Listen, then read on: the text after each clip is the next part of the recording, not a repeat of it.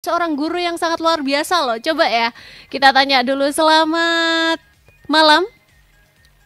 Malam Kak Putri. Wah, Bu Marta hari ini cantik banget nih pakai pink-pink ya.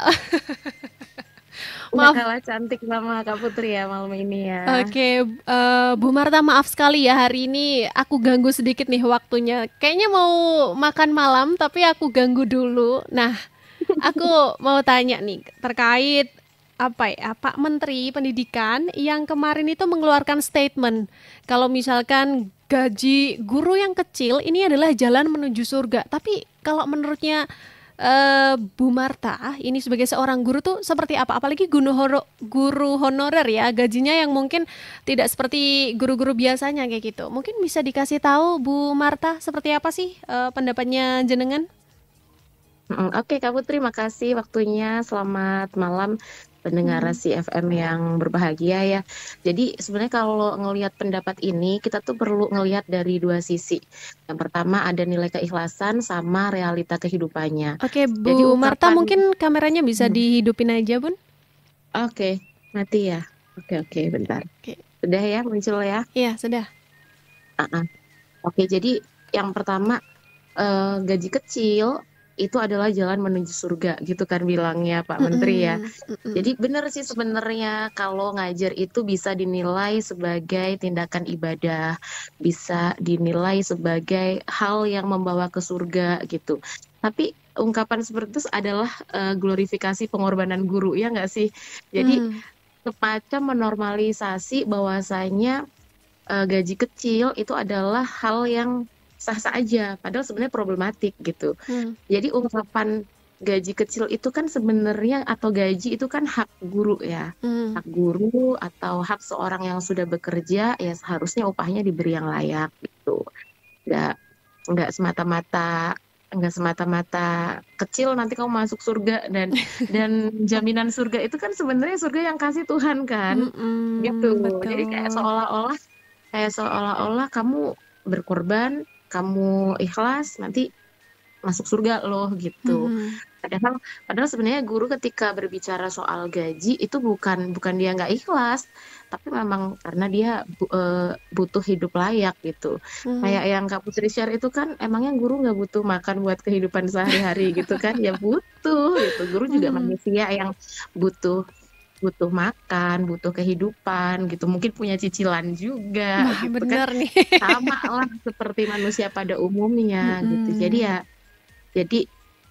kesimpulannya intinya tuh nggak apa ya ketika misalnya berbicara soal gaji itu bukan mhm, semata-mata guru tuh nggak ikhlas tapi memang mhm, ingin hidup layak gitu. Jadi menghargai pengorbanan guru ya dengan gaji yang layak juga dan jangan kaitkan surga mhm, atau apa urusan akhirat lah ibaratnya dengan mhm, jaminan kayak kamu tuh harus berkorban sekarang nanti itu dapet surga gitu padahal mhm, itu adalah haknya Tuhan gitu kan mhm. dan surga yang diajarkan selama ini kan adalah kehidupan setelah kehidupan duniawi ini gitu jadi Mhm. kayaknya terus kapan dong nunggunya senangnya nunggu mati dulu gitu baru dapat kehidupan yang layak gitu kan jadi Mhm. sebenarnya ketika guru hmm, kayak berbicara soal gaji itu bukan semata-mata karena nggak ikhlas gitu, tapi memang butuh butuh hidup yang layak gitu Kak. Apalagi butuh bensin juga ini ya, bensin Benar, naik. benar. Nah, Iya, Bu Marta, ini kan, Bu Marta ini kan adalah guru SD ya, sekarang masih ngajar di SD ya, Bu Marta? iya masih sekarang Nah, pegang kelas 5. waduh, ini aku mau tanya dulu dong. Mungkin masih banyak juga sih teman-teman yang lain mungkin taunya guru itu cuma ngajar aja, tapi mungkin ada suka dukanya nggak sih? Biasanya kalau ketemu anak yang agak ini ya, agak susah untuk diatur tuh seperti apa? Mungkin bisa diceritakan ya suka dukanya kalau ngajar anak kecil tuh kayak gimana mungkin? Oke, jadi sekarang yang jadi perhatian adalah kita kan mengajar di kadang tuh guru itu membandingkan dengan zamanku aja dulu begini loh, aku diajar begini bisa gitu. Mm-mm. Nah, padahal pendekatan yang seharusnya guru perhatikan adalah guru harus masuk ke dunianya anak-anak.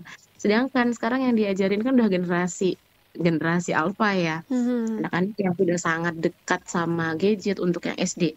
Kalau misalnya SMP, SMA, kuliah itu kan banyak yang Gen Z gitu. Sedangkan Mhm. guru-guru ini ya rata-rata milenial gitu, yang udah beda gaya belajarnya, pendekatannya juga. Jadi memang guru itu yang pertama harus sadar betul kalau yang kita ajarin adalah generasi yang berbeda, Mhm. generasi sama kita, karakter siswanya juga beda. Jadi memang guru harus bisa memperhatikan tumbuh kembang anak, kemudian harus paham karakternya. Nah, kalau suka dukanya sih ya sukanya banyak, tapi ya dukanya Mhm. ada juga ya. Mhm. Eh, Kadang butuh tricky banget gitu ngajarin anak-anak yang memang beda gitu sama sama sama kita gitu. Kak Mhm. Putri masih milenial ya atau udah Gen Z nih? Wah, aku Gen Z nih kebetulan. Oh, udah Gen Z juga kan. Nah, Heeh. anak-anak sekarang malah udah generasi alpha gitu yang kita ajarin. Jadi ya memang mereka dekat dengan sosmed, mereka dekat dengan teknologi, Mhm. mereka modelnya yang mageran, butuh apa-apa pengennya cepet, cuman Mhm. memang harus dibimbing Mhm. gitu. Kalau soal keilmuan sama soal knowledge itu mereka oke sih sebenarnya transfer ilmunya.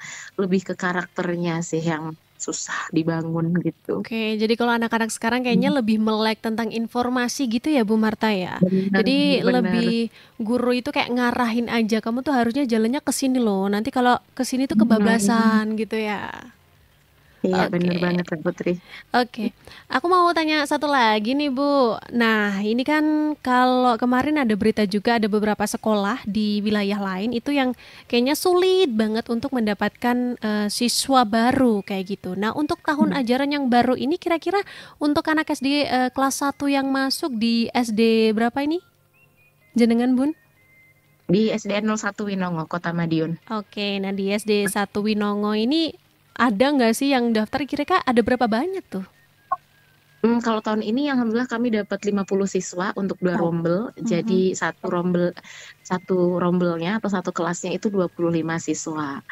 Itu sebenarnya turun nih Kak Putri. Kalau tahun lalu kita 28 ya per Mhm. kelasnya, jadi 56 siswa. Mhm. Tahun ini dari paguynya itu cuma bisa. Jadi modelnya kalau di Kota Madiun itu kan daftarnya online ya. Mhm. Daftarnya online dan di sistem itu kemarin kok 50 siswa yang masuk tuh sistemnya langsung tertutup gitu. Jadi Mhm. kita memang katanya sih turun jadi 52, tapi ternyata kok Mhm. kemarin masuk 50, Mhm. sistem sudah tertutup gitu. Jadi satu kelasnya cuma terpenuhi 25 siswa aja. Cuman ya alhamdulillah karena ada Mhm. beberapa sekolah lain juga yang malah tidak terpenuhi Mhm. pagunya atau kuota siswanya begitu. Oke, alhamdulillah kalau gitu ya, biar anak-anak ini kalau dibagi dua, kalau zaman dulu, zamanku tuh paling cuma 12 orang sekelas. Oh gitu, iya iya. Heeh, zamanku dulu tuh kayak dikit banget ya, orang dapat 20 aja kayak kebanyakan nih satu kelas ya. Oke, Bu Marta, terakhir nih, ada harapan nggak sih mungkin terkait ya untuk para guru ya, terutama Mhm. mungkin para guru honorer nih yang kayaknya gajinya masih jadi tanda tanya besar nih. Mungkin apa sih ini juga terkait statement dari Pak Menteri Pendidikan juga nih. Mungkin ada harapan apa nih? Mhm. Jadi untuk teman-teman guru, khususnya untuk guru honorer ya, yang jelas jangan pantang menyerah, tetap terus lakukan pengembangan diri, terus mau upgrade kemampuan diri juga, karena nggak ada yang sia-sia soal ilmu gitu. Kalau misalnya memang harapannya mau jadi pendidik yang profesional, ikuti beberapa program yang memang menjadi kebijakan dari pemerintah, baik itu program profesi guru ataupun misalnya mau ikut menjadi ASN, ikuti skema kebijakannya yang sesuai dengan kebutuhan. Itu nggak apa-apa ikutin aja. Tapi kalau misalnya memang ternyata nggak bisa juga, rezeki itu bukan hanya dari jadi guru. Misalnya ternyata tidak merasa dihargai atau pengorbanannya tidak apa ya, tidak sebanding dengan pengorbanan yang teman-teman lakukan, bisa kok cari hal lain yang bisa menghidupi kebutuhan teman-teman sebagai manusia gitu. Kalau misalnya memang memilih jadi guru, amati kebijakannya, ikuti arahannya, tapi yang memanusiakan kita sebagai manusia. Gitu. Yang jelas jangan patah semangat. Rezeki tidak hanya dari menjadi seorang guru ya sebagai profesi ya, tapi semua hal ataupun semua jenis pekerjaan yang kita lakukan dengan hati ikhlas gitu kan, insya Allah pasti bernilai ibadah. Itulah Putri. Oke, baik. Terima kasih Bu Marta untuk waktunya. Maaf sekali tadi sedikit mengganggu ya. Nggak apa-apa. Oke, selamat malam dan selamat kembali beraktivitas ya Bu Marta. Terima kasih banyak. Dan seperti itulah sahabat Terasi ya, respon dari Bu Marta ini sebagai seorang guru kalau nggak langsung dari beliau kayaknya kurang ya. Karena aku sendiri sekarang ini adalah bukan guru ya. Aku menyediakan wadah aja dan semoga harapannya ini didengar oleh seluruh para guru dan tentunya juga buat para ini, bukan para sih ya, para pemangku jabatan dan juga Pak Menteri khususnya ya. Pak, hati-hati dong Pak ya, kasihan nih Pak. Kita juga butuh makan sebagai manusia ya Pak ya. Oke, terima kasih. Dan nanti kita bakal balik lagi sahabat Terasi setelah yang satu ini, jadi jangan kemana-mana, tetap di Cakrawala.